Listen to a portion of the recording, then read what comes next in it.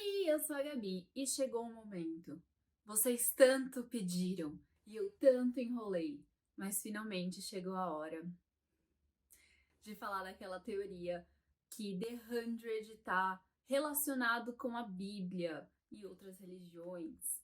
Tem um paralelo que dá para fazer entre a história da série com as histórias que tem na Bíblia ou em algumas outras religiões que vocês vão ver mais pro final do vídeo. Não sou a autora dessa teoria, é a Kate que criou ela. Foi uma menina que eu conheci lá no Unity Days em Vancouver, no Canadá. Ela tava falando essa teoria para algum dos atores num dos painéis e eu fiquei tipo, eu preciso fazer um vídeo disso. Aí eu entrei em contato com ela, ela escreveu tudo pra mim e me mandou. Então, sem mais delongas, vamos falar dessa teoria, desses paralelos que existem. Eu vou falar na ordem que a Kate me mandou, porque na cabeça dela é assim que segue a lógica dos paralelos. Então eu vou falar nessa ordem que ela me mandou, tá bem? Então, começando do começo, a gente tem a arca. O nome já liga diretamente com a Arca de Noé. E é exatamente o que a Arca de The 100 foi, né? Igualzinho a Arca de Noé. Um local para salvar as pessoas da destruição do planeta. A Arca de Noé foi feita para salvar os humanos e os animais da grande inundação, né, que ia chegar, e a Arca de The 100 foi feita para salvar a humanidade da destruição da Terra, né, que explodiram as bombas e tudo mais. Então já começa aí que é extremamente similar, o nome é o mesmo, inclusive, né, a Arca chama a Arca, igual a Arca de Noé. E nas duas histórias existem regras e leis muito rígidas que devem ser seguidas, e se você não cumprir, você pode ser morto, né? A punição por descumprir as leis é pena de morte. Então a política das duas situações também é bem parecida. Depois ela falou da Dropship, né, que foi a nave que veio da Arca para a Terra com o 100, ou 101 se for considerar o Bellamy. Mas aqui ela já começou a traçar um paralelo da Octavia com a Lilith. Se você não sabe quem é Lilith, tem um vídeo aqui no canal meu falando da Lilith, da origem dela e tudo mais. Vai estar no cardzinho aqui em cima e na descrição também. Mas o paralelo entre as duas começa assim que a Octavia sai da Dropship, porque ela foi a primeira pessoa a pisar na Terra depois de tantos anos, e ela é uma mulher. E isso faz um paralelo direto com Lilith sendo a primeira mulher da Terra. Depois de muitos acontecimentos, a Octavia começa a ser meio excluída, né, ostracizada pelo próprio povo dela por ela ter se apaixonado por um Grounder, né, pelo Lincoln. E a mesma coisa acontece com a Lilith, né? Ela é excluída, ela é mandada embora do paraíso. Então rola essa rejeição do povo delas contra elas. E a Lilith acaba sendo mandada para o inferno, condenada a ser uma demônia, e ela acaba virando o braço direito do Lúcifer no inferno. Eles até têm um romance aí, né? Talvez sim, talvez não. Então você pode considerar romance aí uma parte do paralelo delas. E como eu disse, a Lilith foi mandada para o submundo, né? Foi mandada para o inferno, virou a mão direita do Lúcifer, então ela tem um cargo de poder nesse submundo, do mesmo jeito que a Octavia. Quando eles vão para o bunker, a Octavia tem uma posição de poder ali no bunker, que é no subsolo, que é no submundo. Então tem esse paralelo entre as duas serem, tipo, rainhas do inferno também, né? Porque a Bloodraina não é uma pessoa muito fácil de lidar. E o bunker realmente parece ser um inferno, vamos combinar aqui, né? É dito em algumas mitologias que Lilith é uma deusa, que é conhecida por desafiar a todos a olhar para o nosso lado sombrio e incorporar ele ao nosso ser, e assim fazer a nossa grande beleza florescer. E meio que dá pra dizer que isso aconteceu com a Octavia depois que o Lincoln foi morto. Ela começou a abraçar ainda mais esse lado sombrio e rebelde dela. E eu gosto muito de pensar nessa relação da Octavia e da Lilith, porque eu gosto muito da Octavia, ela é uma das minhas personagens preferidas, e eu gosto muito da Lilith, eu gosto muito da história dela, eu acho incrível toda a história que envolve essa mulher, toda a mitologia que envolve ela. Então, traçar um paralelo entre as duas pra mim é tipo, o auge, é perfeito. Agora vem uma relação que eu achei muito interessante. A relação do Bellamy e do Murphy pode ser um paralelo entre a relação de duas duplas. Primeiro, Arcanjo Miguel e Lúcifer, e depois Thor e Loki. Mas vamos primeiro com o Miguel e o Lúcifer, já que eu tô focando mais aqui na relação das histórias da Bíblia. Eles começam tendo uma relação meio de irmãos, assim, né? Já que os dois estão meio que no comando ali na primeira temporada e tudo mais.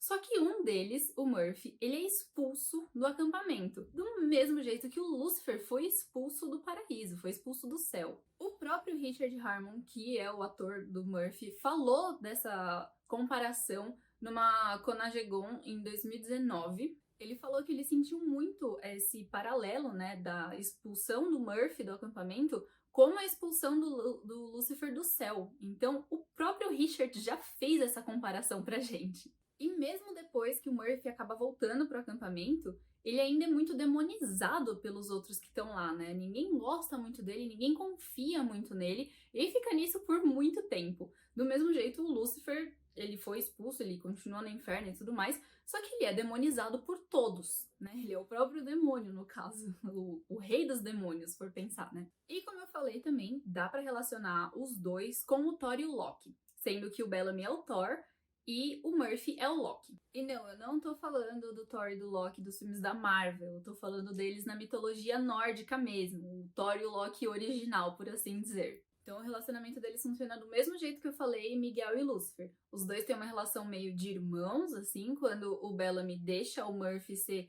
o braço direito dele no comando do acampamento, do mesmo jeito que o Thor e o Loki são irmãos, né? Tem essa relação entre eles, eles também têm atritos. Uma coisa que a Kate ressaltou aqui é que o Bellamy é o único que chega na Terra com uma arma. E essa arma dele, né, o revólver dele, pode simbolizar o Mjolnir, que é o martelo do Thor, considerando que o Thor tem uma arma e o Loki não. E do mesmo jeito que o Loki é ostracizado, né, ele é excluído quando ele se desentende com o Thor, o Murphy vai sofrer isso quando ele se desentende com o Bellamy. E aí ele é expulso do acampamento e o resto é história. Segunda temporada, Mount Weather. Como podemos relacionar com alguma história da Bíblia, né? Podemos relacionar e muito fortemente com o Inferno de Dante. Para começar, que Mount Weather tem vários níveis diferentes, né? E cada nível representa alguma coisa, tem uma função principal, por assim dizer. E no Inferno de Dante, o inferno tem vários círculos, e cada círculo também tem uma função, tem um foco, por assim dizer. E assim como no inferno, lá em Mount Weather muitas coisas horrorosas acontecem, né? Tem a colheita do sangue lá dos Grounders e depois do pessoal da nave, tem a colheita de medula óssea que vem na sequência disso, tem o projeto Cerberus que acontece lá dentro também, então tem muita coisa errada e meio tortura acontecendo lá dentro, do mesmo jeito que no inferno acontece. A gente não pode esquecer que o presidente de Mount Weather chama Dante. Você quer relação mais forte do que isso? Tem mais uma então. A pintura preferida da Maya é o Inferno de Dante. Ela mostra pro Jasper e o Jasper depois relembra disso, então o Inferno de Dante está bem relacionado com Mount Weather. Terceira temporada, nós temos o quê? A Cidade da Luz. Vocês já pararam para pensar que a Cidade da Luz é considerado um paraíso? Né? Então dá para fazer esse paralelo muito forte entre a Cidade da Luz e o paraíso da Bíblia. Nesse caso, o Jarrah, ele é tipo a representação de Moisés. Ele que vai liderar o povo dele através de vários desafios, de vários testes para chegar até a Terra Prometida. Ele próprio, né, atravessa o deserto, passa por vários testes, várias provações até chegar lá. E tudo isso com a intenção de libertar o povo dele da miséria, do fim que tá chegando junto com o fim da Terra, né? Ele quer libertar o povo dele dessa existência miserável. E para fazer isso, ele quer levar o povo dele até a Cidade da Luz, onde tem essa existência perfeita, esse conceito de vida eterna perfeita. Nesse caso, a Ellie seria a guardiã do portão do paraíso, né? Já que ela meio que decide quem entra, quem fica. Ela que vai comandar ali os portões da Cidade da Luz. E ainda tem a questão de que quando eles vão receber aquela pílula lá que leva eles para a Cidade da Luz, né, aquela chave, é como se eles estivessem recebendo a hóstia. Quem vai na igreja e assiste missa e recebe hóstia sabe que é bem parecida, daquele mesmo jeito, então tem essa ligação aí também que dá para fazer com isso. Aproveitando que eu falei que o Jarrah é como se fosse o Moisés em The 100, eu vou continuar falando um pouquinho mais dele, que tem só mais uma partezinha para completar aqui. Além de na terceira temporada ele ter essa busca de levar o povo dele para a Terra Prometida, né, de levar o povo para a Cidade da Luz e ter essa existência eterna perfeita que é prometido para ele, na quarta temporada também é ele que vai liderar todo mundo até o bunker do Segundo Amanhecer para todo mundo escapar do Segundo Apocalipse, né? Então, querendo ou não, ele leva o povo dele para a salvação. Então ele é bem um Moisés aí em The 100.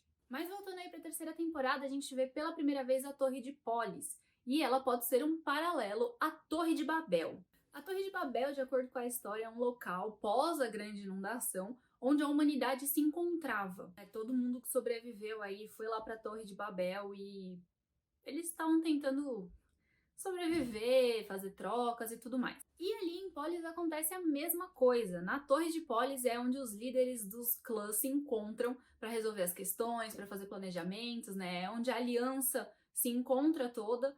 E querendo ou não, Polis é um centro onde as pessoas de todos os clãs vão se encontrar também para fazer trocas, fazer comércio. Então tem toda essa relação aí. Quinta temporada. O que nós temos na quinta temporada? Literalmente o Jardim do Éden. Inclusive, o título do primeiro episódio da quinta temporada é Éden, fazendo essa relação diretamente com o Jardim do Éden, lá de Adão e Eva, sabe? Você conhece essa história, né? E a quinta temporada inteira vai ter uma relação muito forte com Éden, né? Com essa criação da humanidade, de acordo com a Bíblia, né? De acordo com Adão e Eva. Começando que lá no Shallow Valley, duas pessoas vivem, a Clarke e a Maddie. E a gente pode fazer essa ligação que no Jardim do Éden só Adão e Eva moravam. Mas eu não tô chamando a Clarke e a Maddie de Adão e Eva, por favor. Outras pessoas, a gente pode fazer o paralelo com Adão e Eva. No caso, é o Monte e a Harper. Isso porque os dois estão lá, né, tentando cultivar de novo, fazer uma fazendinha e tudo mais. Então eles estão ali cultivando vida, estão tentando dar uma continuidade à raça humana, né, achar um jeito de sobreviver. E aí, nessa parte, entra a Octavia como a cobra. Até em determinado momento eles estão com uma arvorezinha ali que é uma macieira e a Octavia pega a flor dessa macieira, meio que representando a cobra pegando a maçã. Aí voltando naquele paralelo Octavia e Lilith, tem algumas versões que consideram que a Lilith era a cobra que levou a maçã para Eva, porque ela que fica cochichando na orelha da Eva, tipo, você não precisa ser submissa, vem comigo que eu vou mostrar que você pode ser de igual para igual com Adão, você não precisa ser submissa, nananana. Então tem gente que considera a Lilith a cobra que deu a maçã para Eva. E na sequência a gente sabe que Octavia tá ali pronta para destruir tudo, né? Bota fogo em tudo, figurativamente falando, literalmente falando, do mesmo jeito que aconteceu na história de Adão e Eva. Mas também podemos falar que o Mercury é a cobra, já que ele que vai destruir o Éden, né? No final das contas, ali no final da temporada, ele que acaba literalmente explodindo tudo. E só para encerrar esse paralelo do Shallow Valley com o Jardim do Éden, um jardim, duas cobras. Éden nunca teve uma chance. Então, mais uma vez, esse paralelo sendo feito pela própria série. A gente não precisa de mais evidências de que foi inspirado, né? Então, chegou o final da quinta temporada, tudo foi pros ares. A nave Elysius estava lá para tirar todo mundo da Terra e salvar eles da destruição mais uma vez.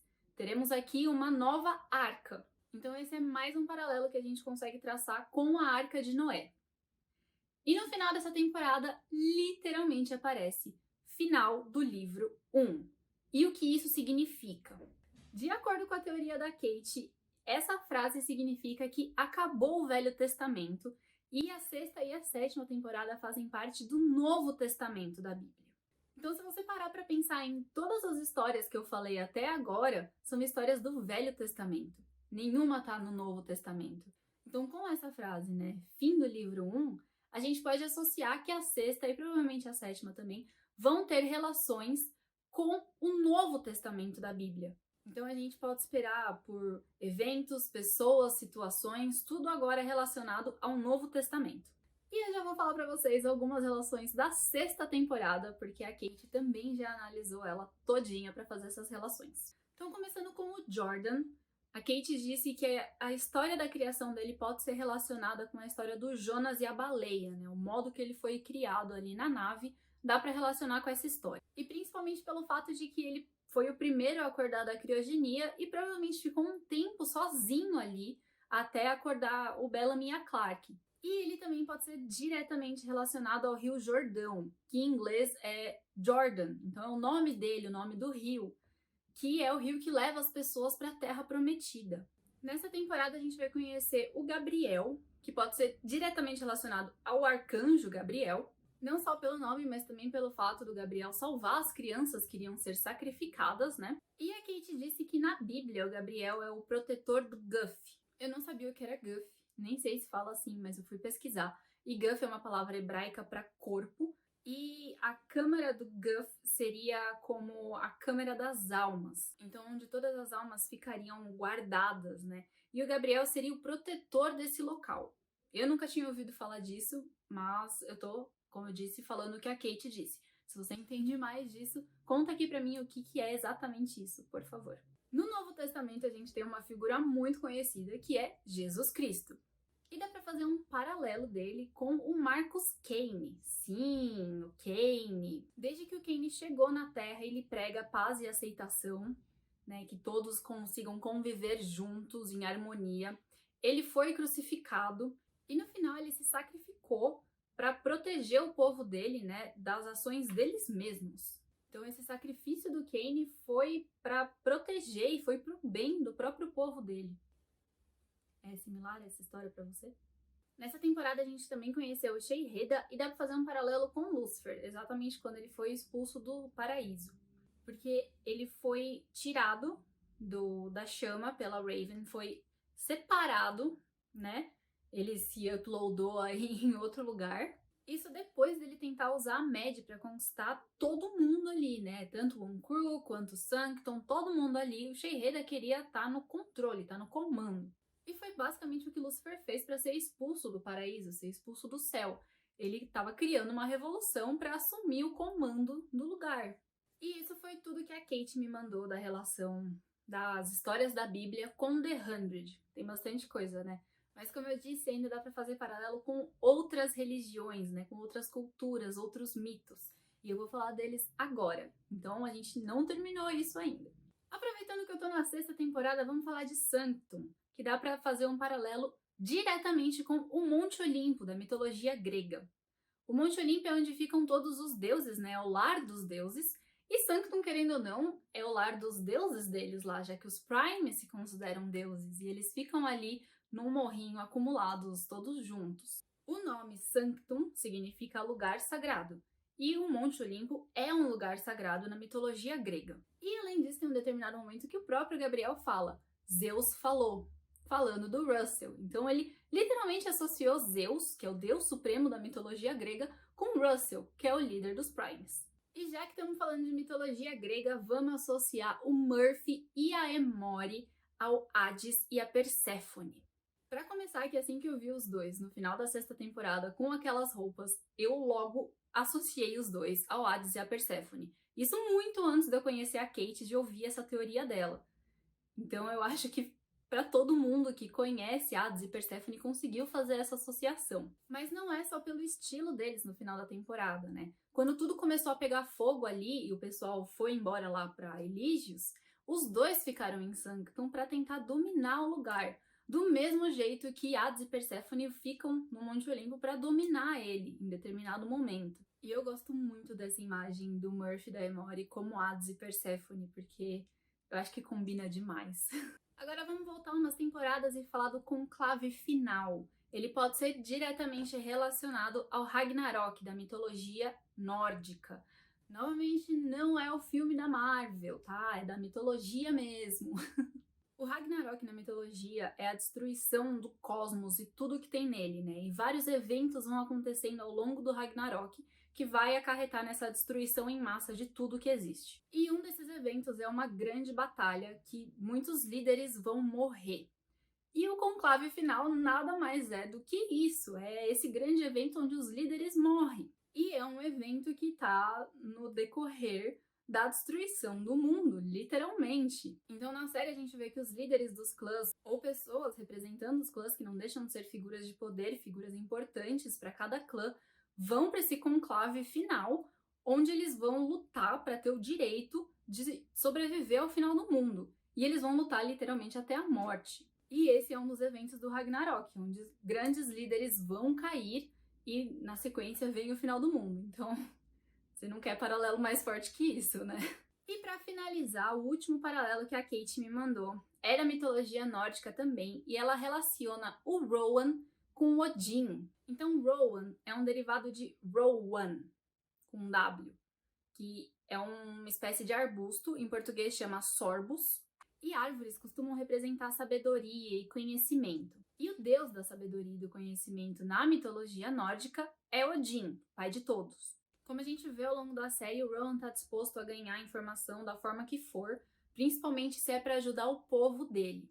Ele está disposto a fazer qualquer coisa para alguém de Asgeda, ou seja, do povo dele, se tornar comandante. Assim ele teria controle sobre a chama, ou seja, ele teria controle sobre toda a sabedoria e conhecimento dos comandantes anteriores. E além disso, o Odin tem um corvo que é tipo o espião dele.